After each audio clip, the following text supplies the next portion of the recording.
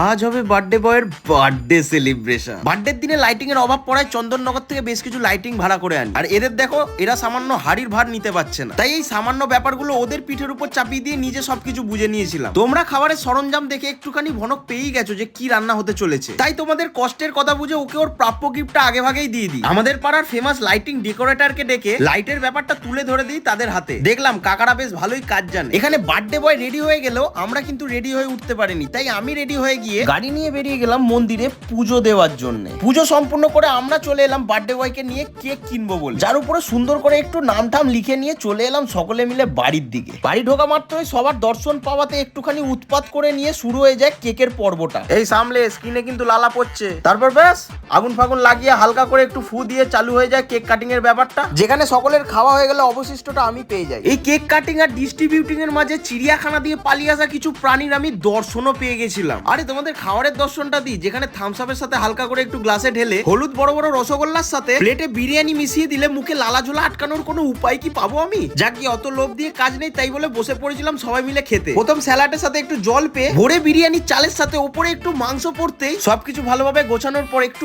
আলু, একটু মাংস, একটু পেঁয়াজ, একটু শসা ভালো করে মিলিয়ে দিয়ে মুখে তুলতেই মনে হচ্ছিল পুরো বিরিয়ানির হাঁড়িটা তুলে নিতে পারলেই বাঁচি। কিন্তু এই হাঙরগুলোকে দেখে বুঝে গেছিলাম বিরিয়ানি আর বাজবে না। যাই হোক, আমাকে একটু বিরিয়ানির মজাটা নিতে দাও। তোমরা পারলে একটু সাবস্ক্রাইব করে নাও। ইয়েস।